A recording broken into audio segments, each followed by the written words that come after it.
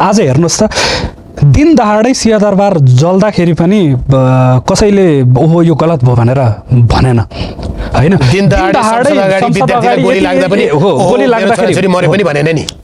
हामीले भन्यौँ हेर्नुहोस्, मैले त तपाईँले हेर्नुभयो भने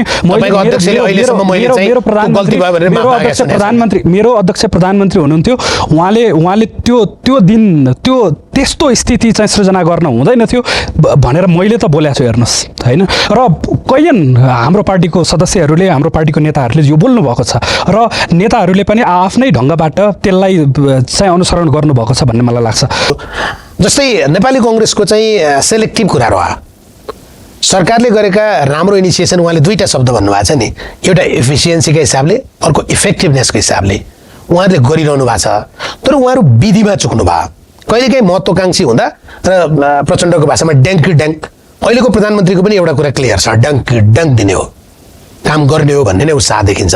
तर 5 वर्षको प्रधानमन्त्री हो, यति हतारो किन गरे भन्ने पनि प्रश्न छ। एमालेलाई पनि त्यस्तै लाग्छ कि एमाले चाहिँ भदौमा हरियो देख्छ?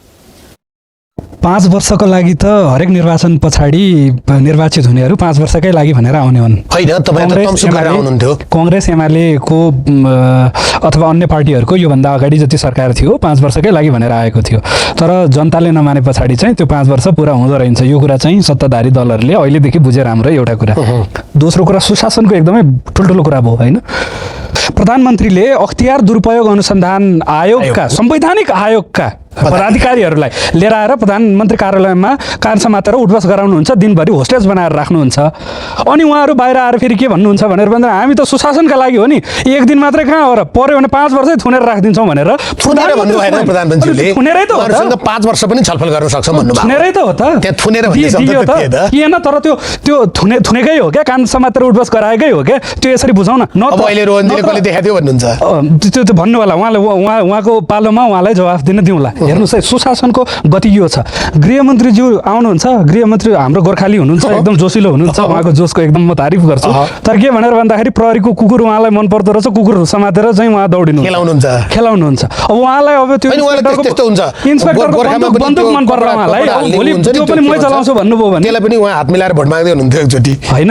अब इन्सपेक्टरको बन्दुक मन पर्ला, त्यो बन्दुक पनि 1-2 राउन्ड मै हानिहाल्छु भनेर उहाँलाई इच्छा लाग्यो भने अब यसरी सुशासन हुन्छ?